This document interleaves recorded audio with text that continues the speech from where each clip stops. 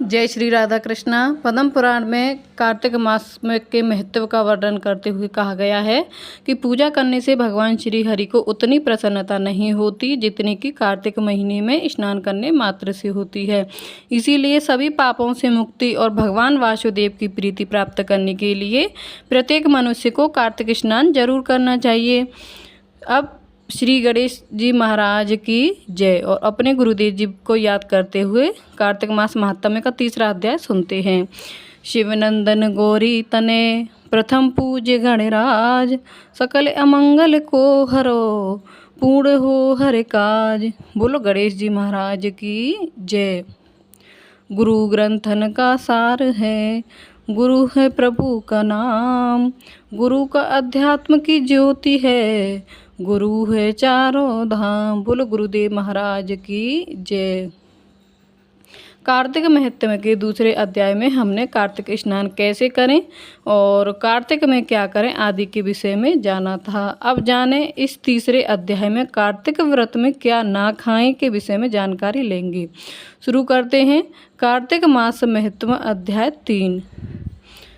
सिमर चरण गुरुदेव के, लिखूं शब्द अनूप, कृपा करे भगवान सच्चिदानंद स्वरूप। बोलो कार्तिक महात्म की जय। कार्तिकेय ठाकुर जी की जय। ब्रह्मा जी नारद मुनि से बोले, हे मुनि, श्रेष्ठ कार्तिक मास आने पर निषिद्ध वस्तुओं का त्याग करना चाहिए।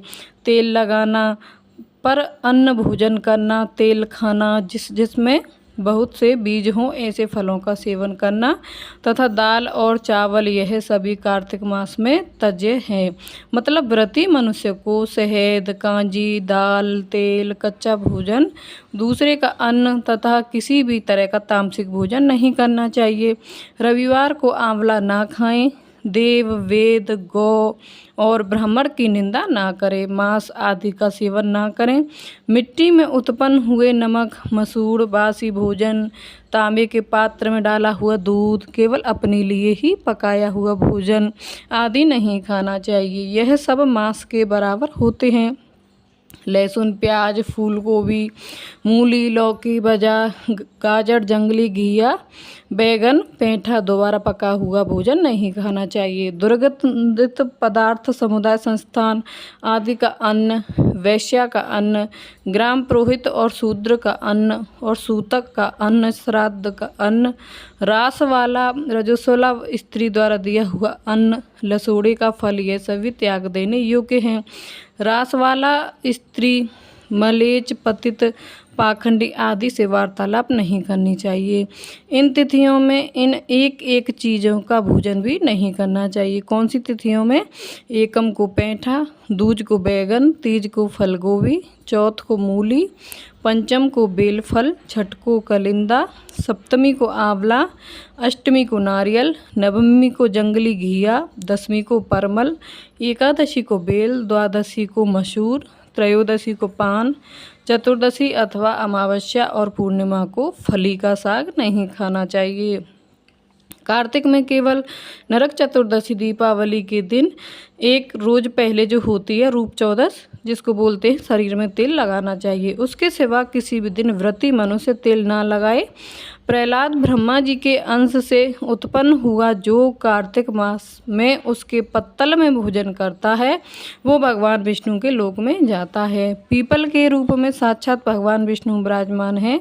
इसीलिए कार्तिक में प्रयत्न पूर्वक उनका पूजन करना चाहिए। जो लोग कार्तिक मास में स्नान, जागरण, दीपदान और तुलसी वन की रक्षा करते हैं वे भगवान विष्णु के स्वरूप बनते हैं। जो भगवान विष्णु के मंदिर में झाड़ू देकर स्वास्थ्य आदि मंगल चिन्ह बनाते हैं और भगवान विष्णु की पूजा करते हैं, कार्तिक में केला और आंवले के फल का दान करें और शीत से कष्ट पाने के लिए ब्राह्मण को कपड़ा दें।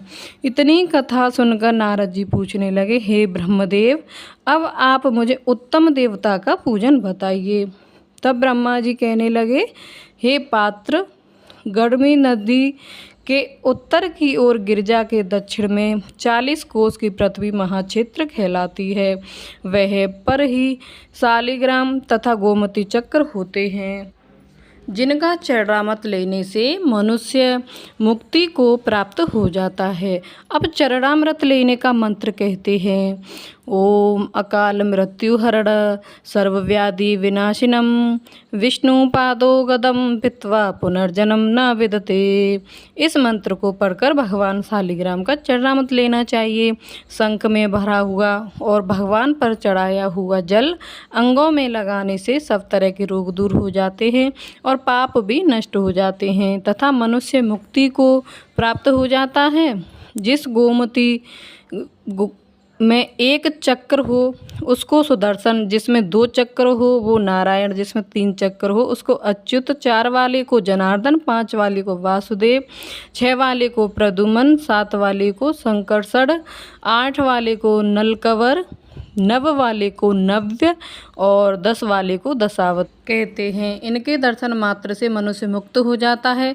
जो मनुष्य भगवान का पूजन करते हैं वे अश्वमेघ यज्ञ का फल पाते हैं और जीवन मृत्यु चक्र से मुक्त हो जाते हैं। और जो भगवान को वीणा, वंशी और गान सुनाता है वह भी भगवान को प्राप्त हो जाता है। जो भगवान के आगे मृदंग बजाता है वो भगवान को अत्यंत प्रिय होता है।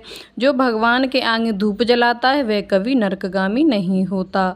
पूजन चाहे मंत्र से हीन हो चाहे क्रिया से हीन हो, परंतु जो भी कर्म श्रद्धा से किया गया हो वही पूर्ण माना जाता है।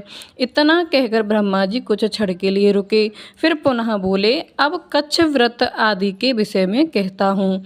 एक समय भोजन करने से पादकच्छ, 3 दिन सायं और 3 दिन प्रातःकाल भोजन करने से अतिकच्छ व्रत होता है। 21 दिन तक केवल दूध या पानी पीता रहे, यह क्रचित तिकच्छ व्रत कहलाता है। 12 दिन तक उपवास करना पूरक व्रत कहलाता है। 4 दिन तक कुछ नहीं खाना, फिर सत्तू खाना या छाछ पीना, इसके बाद कपड़े और दक्षिणा ब्राह्मण को देना सौम्य कच्छ व्रत कहलाता है।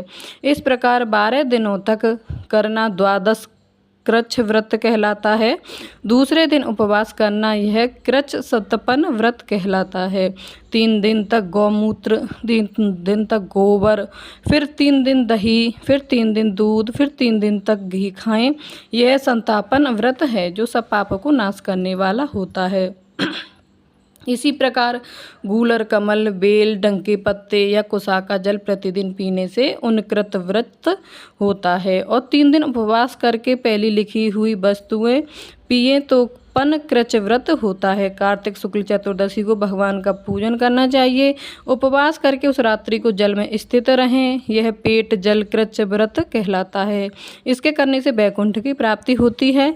जो शुक्ल पक्ष के एकम से प्रतिदिन 1 ग्रास बढ़ाता हुआ और कृष्ण पक्ष में 1-1 ग्रास कम करता है तथा अमावस्या को कुछ नहीं खाता वह चंद्रायन व्रत कहलाता है। 1 ग्रास 2 तोले या अच्छी तरह से मुंह में आ जाए इतना बड़ा भी होना चाहिए। जो मनुष्य इनमें से कोई भी व्रत करता है वह तीनों लोकों में पवित्र होकर वैकुंठ को प्राप्त हो जाता है। यदि स्त्री व्रत करे तो अपने पति की आयु कामना कर भगवान से प्रार्थना करे। दिन भर भोजन नहीं करना चाहिए। आंवला या तुलसी का पूजन करना चाहिए। व्रत समाप्ति के निमित्त ब्राह्मण को गौदान करना चाहिए। इस प्रकार डनकृच आदि व्रत करने वाले भगवान को अति प्रिय होते हैं और पदम को प्राप्त होते हैं। कार्तिक मास महत्तम अध्याय 3 समाप्तम। कल कार्तिक मास महात्म्य के अध्याय 4 में आगे की कथा सुनेंगे। अब अंत में एक बार सुन लो, समझ लो, दिल में दिमाग में बिठा लो। क्षणभंगुर है जीवन, पगले कल्ले प्रभु का ध्यान रे। ना जाने कब देह का पंछी कर जाए प्रस्थान रे। लोग एंजॉय करने क्लब में जाते हैं, बॉडी बनाने जिम में जाते हैं और अचानक हार्ट अटैक आ जाता है और सब वहीं ख़त्म हो जाता है। तो देखो, जब पता है जीवन क्षणभंगुर है और अभी है, अगले पल क्या हो जाए कुछ नहीं पता है, तो जब हमें अगली घड़ी का कुछ भी नहीं पता है तो हम क्या ही कर सकते हैं ना। तो इसीलिए क्यों ना इस शरीर का उपयोग करके अभी कर्मों के बंधन से मुक्ति पा ली जाए। और इससे सबसे सरल आसान उपाय है नाम जप करना। याद रखो, कलयुग केवल नाम आधारा, सिर्फ नाम जाप करके भक्ति, प्रेम, युक्ति, शक्ति सब पाया जा सकता है। इसीलिए प्रेम से, मन से, भाव से हर समय, हर पल, हर सांस के साथ जाप करते रहिए।